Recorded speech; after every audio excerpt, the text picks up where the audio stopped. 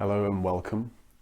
On this video I'm going to share a really powerful and I think profound part of my journey with brain tumors, our brain tumor rather than tumors, and with how I cured seizures using breath. So how I became aware that I had a brain tumor was via a grand mal seizure. If you've ever seen someone having an epileptic fit, that's pretty much what happened. So I lost consciousness and my body spasmed and then came back to consciousness. Now, when I was advised by the neurosurgical team, they said that I'd need to be on anti-seizure medication for the rest of my life. So obviously I listened to their advice and I looked into the anti-seizure medication that they were speaking about. And funnily enough, by chance, I asked them, what's the brand? What's the type of anti-seizure medication?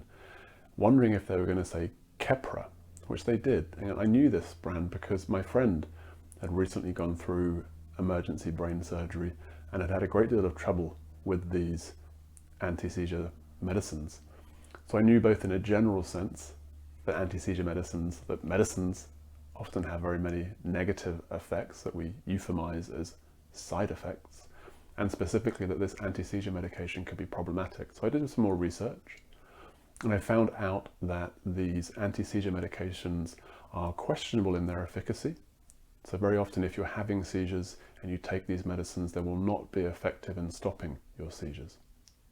The potential side effects include, believe it or not, seizures. They include also death. That's a very unlikely side effect, but it does sometimes happen that people die from taking these anti-seizure medications. They also have a potential addictive capacity, and they also have a tendency to have a negative effect upon consciousness, upon your clarity, upon your clear thinking, and so on. So perhaps understandably, with all of these effects listed in the small print, the tiny small print that comes with these medicines, I was very doubtful about wanting to take them, and certainly didn't see them as an ongoing long-term option. So I took them once or twice for a couple of weeks and that was it. I had probably about 6 or 7 grand mal seizures prior to surgery, and during that time and following I learnt how to work with the precursor symptoms. So that's the warning signs that a seizure is about to happen, in such a way that I was successful in ensuring I didn't have seizures. So I was fortunate to have those precursor symptoms. What that looked like for me was a tingling in the left hand and a very specific altered state of consciousness.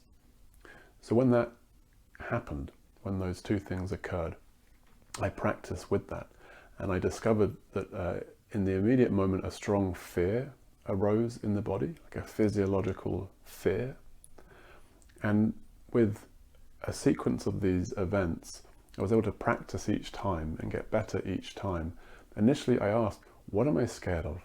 What's this fear about? And the answer was, well, seizure or death. Like these are the two terrible things that might be about to happen. So in that, if that's the case, of course I can't do anything about that. If that is going to happen, if it's death or if there's an unstoppable seizure. So there was a surrender, a yielding, a saying yes to, a relaxing of the body, and simultaneously breathing very deeply into the center of my heart and down into my root and down into the earth and the floor. And if there was earth present nearby, so if I'm outside, I'd also take my shoes off, my socks off, and sit on the earth, both as a practical safety measure and also as a means of bringing this electrical system into contact with the electrical system of the earth, of Mother Earth. So we have an electrical body, the earth has an electrical body. In optimum circumstance, they have a similar frequency. And so this grounding, connecting our physical body with the earth, has profound anti-inflammatory effects amongst many others. You can do your research around grounding or earthing. There's a fair bit of scientific evidence showing some really powerful results and anti-inflammatory responses from just connecting with the earth. And of course, that's not always available. If I'm in an office building or I'm indoors, then connecting with the earth isn't an option. And really, the two key aspects are that surrender and a simultaneous intentional breath.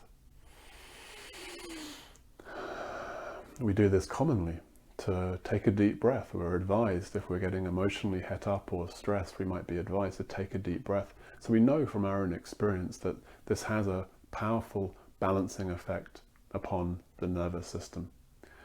And what I learned over a series of precursor symptoms of near seizure experiences was that with this dual approach of surrender and breathing in and breathing out through the heart, breathing in such a way that I'm grounding my body, that I'm connecting, imagining my body connecting with the earth, I was able to avoid having any seizures for a period of about 8 years. I then had one when I was on a plane, and I'm pretty sure I know why. I hadn't had enough sleep.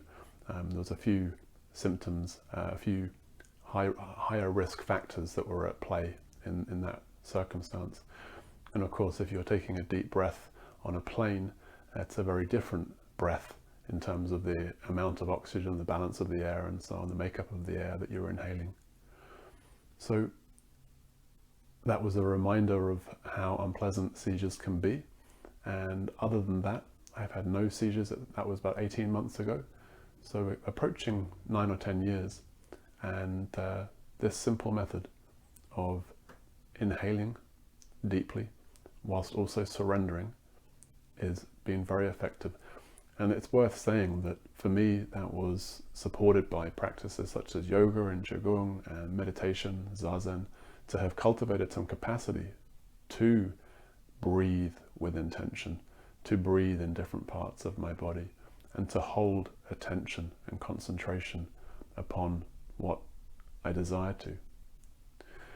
And lest you think that this is some sort of freakish individual thing for myself, I've learnt of others who have discovered this very same thing, went through a similar journey, saw that this anti-seizure medication wasn't a viable option in their view. And in fact, there's a gentleman I know whose coaching practice is just about helping people who have been exposed to seizures and so on, learn how to use their breath to avoid having seizures. So whether you have seizures or not, I really recommend and invite you to consider the power of a breathwork practice. As one Zen master said to me, will we practice such that when the shit happens, we're useful? And of course, life is going to have some shit happen. That's inevitable. So just as we meditate to have a emotional resiliency, to have a calm presence, to have a non-reactive consciousness, to be useful in the future, we can say similarly we might breathe as a meditation practice to develop and cultivate similar capacities. So that's really the very simple 2-step, 3-step if you include the earthing, but really just 2-step, the surrender and the breath. That's how I just about cured seizures in my experience and avoided the poison and the toxicity of the anti-seizure medication. It's pretty worth saying as well that I'm just speaking about my personal experience. I'm not a doctor. I don't give medical advice. I empower individuals to make their own choices and do what's best for them. That may include anti-seizure medication. And of course, if you're on a particular medication, I would never suggest that you stop taking that without consultation with a medical professional and an appropriate plan of tapering off and putting a lot of thought into how you're going to do that.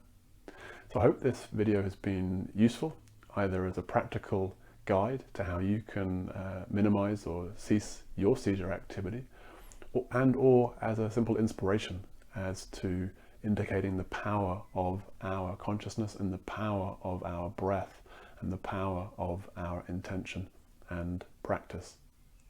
Thank you so much for watching.